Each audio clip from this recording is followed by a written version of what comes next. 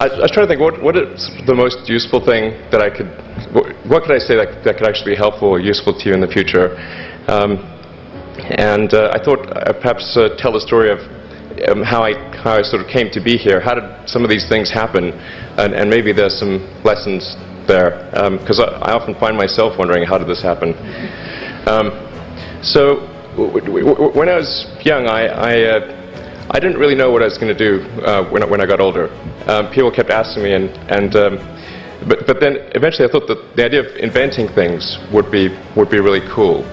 And the reason I thought that was because I read a quote from Arthur C. Clarke, which said that a sufficiently advanced technology is indistinguishable from magic, and that's really true. If you go back, say 300 years, the things that we take for granted today would be you'd be burned at the stake for. Being able to fly, that's crazy.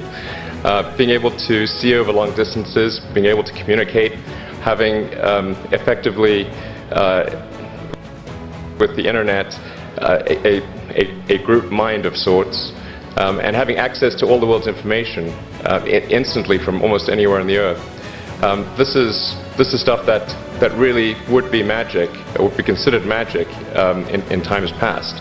In fact, I think it actually goes beyond that, because there are many things that we take for granted today that weren't even imagined in times past. They weren't even in the realm of magic. So it actually goes beyond that. So I thought, well, if I can do some of those things, basically if I can advance technology, then that's like magic, and that would be really cool. I also had sort of a slight existential crisis, because I was trying to figure out what does it all mean? Like, what's the purpose of things?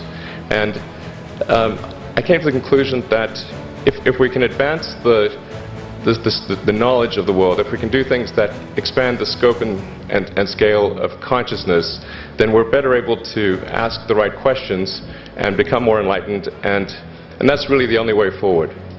So I studied physics and business, because I figured in order to do a lot of these things, you need to know how the universe works, and you need to know how the economy works. And you also need to be able to bring a lot of people together to work with you to create something, because it's very difficult to do something as an individual if it's a significant technology. So I originally came out to California to try to figure out how to improve the energy density of electric vehicles, basically to try to figure out if there was an advanced capacitor that could serve as an alternative to batteries. And that was in '95, and that's also when the internet started to happen. And I thought, well, I can either pursue this technology where success may not be one of the possible outcomes, which is always tricky, or participate in the internet and be part of it. So I decided to drop out. Now, obviously, fortunately, we're past graduation, so I can't be accused of recommending that to you. So did some internet stuff. Did a few things here and there. One of which was PayPal. And I think maybe it's helpful to say one of the things that was important then in the creation of PayPal was kind of how it started, because initially the initial thought was with PayPal was to create an agglomeration of financial services, so to have one place where all of your financial services needs would be seamlessly integrated and work smoothly.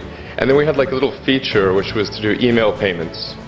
And whenever we'd show the system off to someone, we'd show the hard part, which was the agglomeration of financial services, which was quite difficult to put together. Nobody was interested. Then we'd show people email payments, which was actually quite easy, and everybody was interested. This is, I think it's important to take feedback from your environment. You want to be as closed loop as possible. So we focused on email payments and really try to make that work, and that's what really got things to take off. But if we hadn't responded to what people said, then we probably would not have been successful. So it's important to look for things like that and focus on them when you see them, and you correct your prior assumptions. And then let's get some more. Going from PayPal, I thought, well, what are some of the other problems that are likely to most affect the future of humanity? It really wasn't from the perspective of what's the rank-ordered best way to make money, which is okay, but it was really what I think is going to most affect the future of humanity. So I think the biggest terrestrial problem we've got is sustainable energy, but the production and consumption of energy in a sustainable manner. If we don't solve that this century, we're in deep trouble. And then the other one being the extension of life beyond Earth to make life multiplanetary.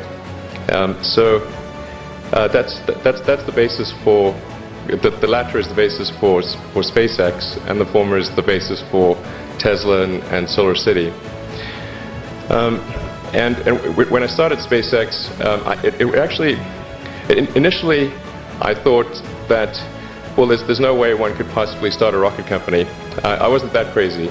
But then I thought, well, what is a way to increase NASA's budget? That was actually my initial goal. So I thought, well, if we can do a low-cost mission to Mars, something called Mars Oasis, which would land seeds with seeds and dehydrated nutrient gel, and you hydrate them upon landing, and then you'd have this great sort of money shot of green plants on a red background, and the public tends to respond to precedents and superlatives, and this would be the first life on Mars, the furthest that life's ever traveled, as far as we know. And I thought, well, that would get people really excited, and therefore increase NASA's budget. So obviously, the financial outcome from such a mission would probably be zero. So anything better than that was on the upside. So I actually went to Russia 3 times to look at buying a refurbished ICBM. Because that was the best deal. And I can tell you it was very weird going there in late 2001, 2002, going to the Russian rocket forces and saying, I'd like to buy 2 of your biggest rockets, but you can keep the nuke. That's a lot more. And that was 10 years ago, I guess, so they thought I was crazy, but I did have money, so that was okay. And after making several trips to Russia, I came to the conclusion that actually my initial impression was wrong about because my initial thought was, well, that there's not enough will to explore and expand beyond Earth and have a Mars base and that kind of thing. But I came to the conclusion that was wrong. In fact, there's plenty of will, particularly in the United States, because the United States is a nation of explorers, of people who came here from other parts of the world. I think the United States is really a distillation of the spirit of human exploration. So, but if people think it's impossible, then, or it's going to completely break the federal budget, then they're not going to do it. So after my 3rd trip, I said, okay, well, what we really need to do here is try to solve the space transport problem, and started SpaceX. This was against the advice of pretty much everyone I talked to. One friend made me sit down and watch a bunch of videos of rockets blowing up. Let me tell you, he wasn't far wrong.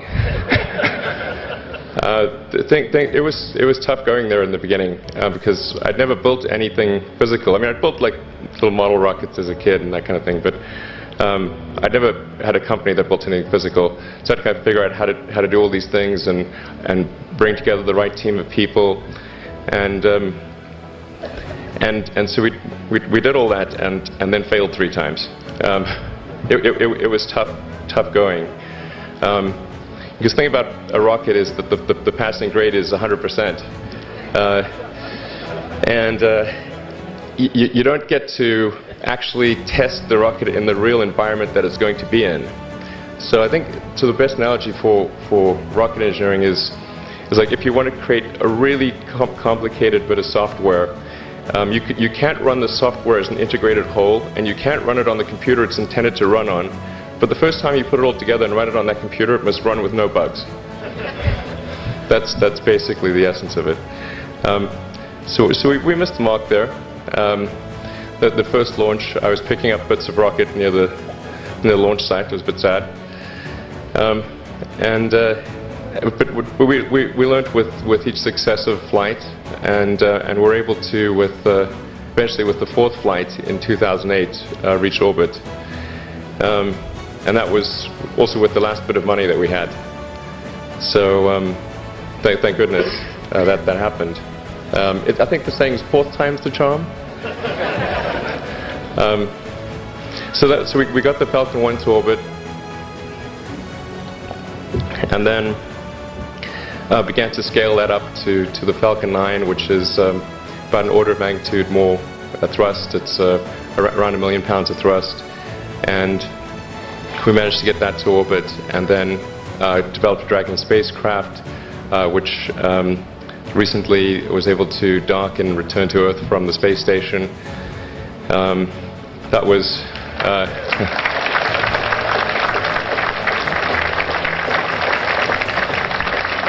thanks. That was a white-knuckled event. Yeah, it's a huge relief. Still can't quite believe it actually happened. But there's a lot more that must happen beyond this in order for humanity to become a spacefaring civilization, ultimately a multi-planet species. And that's something I think it's vitally important, and I hope that some of you will participate in that, either at SpaceX or at other companies, because it's just really one of the most important things for the preservation and extension of consciousness. I mean, it's worth noting, as I'm sure people are aware, that the Earth has been around for 4 billion years, and civilization, at least in terms of having writing, has been around for 10,000 years, and that's being generous. It's really somewhat of a tenuous existence that civilization and consciousness, as we know it, has been on Earth. And I think I'm actually fairly optimistic about the future of Earth. So I don't want to sort of people to have the wrong impression that I think we're all about to die. I think things will most likely be okay for a long time on Earth, but not for sure, but most likely. But even if it's sort of 99% likely, a 1% chance is still worth spending a fair bit of effort to ensure that we've backed up the biosphere, planetary redundancy, if you will. And so I think it's really quite important. And in order to do that, there's a breakthrough that needs to occur, which is to create a rapidly and completely reusable transport system to Mars, which is one of those things that's right on the borderline of impossible. But that's sort of the thing that we're going to try to achieve there with SpaceX.